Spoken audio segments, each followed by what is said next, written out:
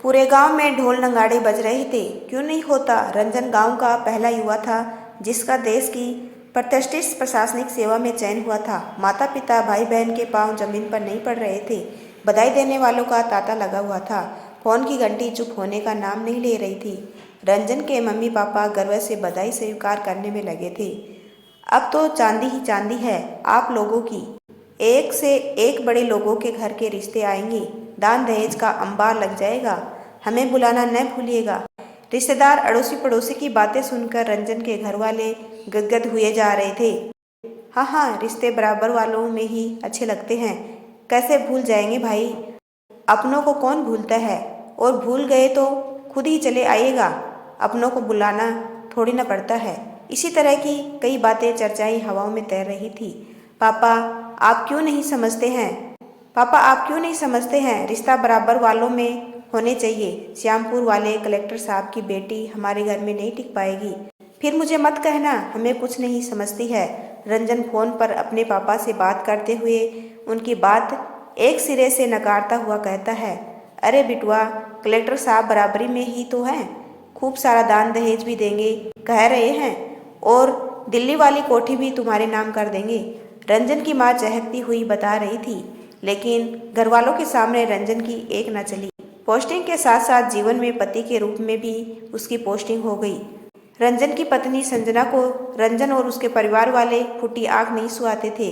गंवार है, गंवार सब। आपने क्या देखकर मेरा विवाह वहाँ कर रहे हैं? संजना अपने माता पिता पर बिसर पड़ी थी। तुम्हें कौन सा उन लोगों के साथ रहना है?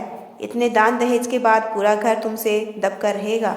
समझा बुझाकर कलेक्टर साहब ने संजना को रंजन के साथ विवाह के लिए मना लिया, जिसका नतीजा था कि संजना की नज़र में रंजन का ना कोई अस्तित्व था और ना ही उसकी कोई इज्जत। उसके मातहत के सामने भी वो उसका और उसके परिवार वालों का मखौल उड़ाने से बाज नहीं आती थी। इतने महंगे महंगे कटलरी सेट पापा ने दिए हैं, फिर भी तुम क्या गवारों की तरह हाथ से खा रहे हो? डाइनिंग टेबल पर खानसामा के सामने ही संजना रंजन को लताड़ने लगती थी। ये लॉन से फूल तोड़ने किसने कहा था? और क्या गंवारों की तरह बाल में फूल लगाए घूम रहे हो? गंवार के घर गंवार लोग ही जन्म लेंगे ना। जिंदगी ही खराब हो गई मेरी। रंजन ने बड़े शौक से अपने बड़े से घर में रहने के लिए घर वालों को आमंत्रित किया था, और संजना किसी को अपमानित करने का कोई मौका नहीं छोड़ती थी। कई बार रंजन ने उसे समझाने की, बगल के कोठी में रहने वाले उसके माता पिता को बताने की कोशिश की थी, लेकिन पति पत्नी का मामला कहकर संजना के माता पिता हमेशा हाथ खींच लेते थे। रंजन के माता पिता रंजन से भी कोई शिकायत नहीं कर सकते थे, क्योंकि रंजन के बार बार आगाह करने बावजूद ये सब उनकी जिद का ही परिणाम था। संजना के साथ जितना भी तालमेल बिठाने की कोशिश करते, संजना अपने माता पिता से तुलना कर सब कुछ गुड़ गोबर कर देती। उस घर में रंजन का परिवार खुद को अलग थलग ही महसूस करता, इसलिए अब उन्होंने लौटने का मन बना लिया था। रंजन, रंजन उठो, मम्मी का कॉल है। पापा की तबीयत ठीक नहीं है, हाथ पांव ठंडे हो रहे हैं उनके। जल्दी चलो।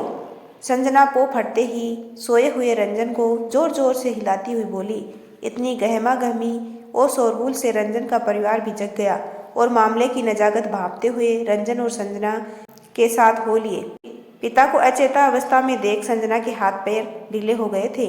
रंजन देखते ही डॉक्टर को कॉल कर चुका था, और रंजन के माता पिता घर से लाए सरसों के तेल से उनके सुन पड़े हाथ पैर में मालिश प्रारंभ कर चुके थे।